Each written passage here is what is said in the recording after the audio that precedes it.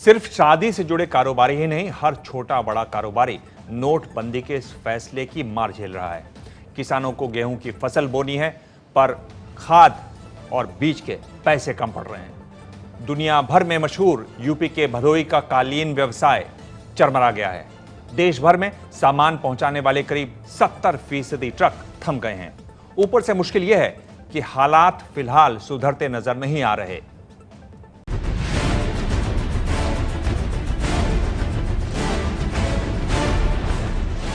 दो हफ्तों में ट्रांसपोर्टर्स के लिए क्या बदला? नोटबंदी की मार से ट्रांसपोर्ट कारोबार पर बुरी तरह असर पड़ा है। देश भर में ट्रक के पहिए थम से गए हैं। दिल्ली के संजय गांधी ट्रांसपोर्ट नगर में पिछले 10 दिनों से सैकड़ों ट्रक कैश की किल्लत के कारण खड़े हैं। मोबिन, निसार और परवेज तीनों ट्रक चलाते हैं। जब नोटबंदी का ऐलान हुआ तब वो महाराष्ट्र के शोलापुर में थे। 2250 किलोमीटर का सफर करके मोबिन 19 की रात दिल्ली वापस आया। पिछले 3 दिनों से वो खाने को मोहताज है। 19 तारीख से हम खड़े ही हैं जी। क्यों? पैसों के चक्कर में खड़े हैं। पैसा है नहीं, गाड़ी लोडिंग नहीं हो रही। अभी तो जी ये बस सोच रहे हैं जी, क्या खाने पीने की क्या करें क्या ना करें। अभी ट्रांसपोर्टर हिमांक के 120 ट्रक चलते हैं। नोटबंदी ने 65 ट्रकों के पहियों में ब्रेक लगा दिया है। सब्जियों और फलों की लोडिंग बंद है। दर्जन भर ट्रक दिल्ली से छत्तीसगढ़ के बीच खराब होकर खड़े हैं, लेकिन क्योंकि नकदी नहीं है इसलिए उन्हें ठीक नहीं कराया जा सकता। हमारे ऑलमोस्ट जितना काम है वो सारा का सारा ठप हो चुका है। वो बेशक आपका गाड़ी से का काम कराना हो, गाड़ी का स्पेयर पार्ट हो या गाड़ी को कहीं भेजना हो। 2 हफ्तों में किसानों के लिए क्या बदला?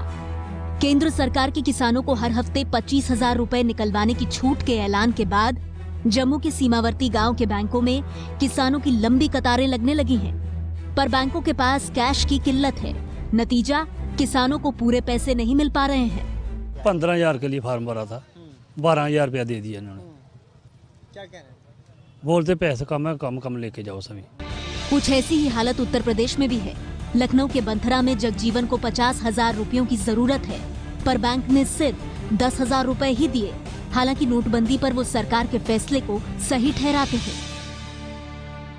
हम आज तो आए हैं 24,000 के भरे हैं चेक, अब वही जत्ते में दे दें सत्ते लेक पर ही।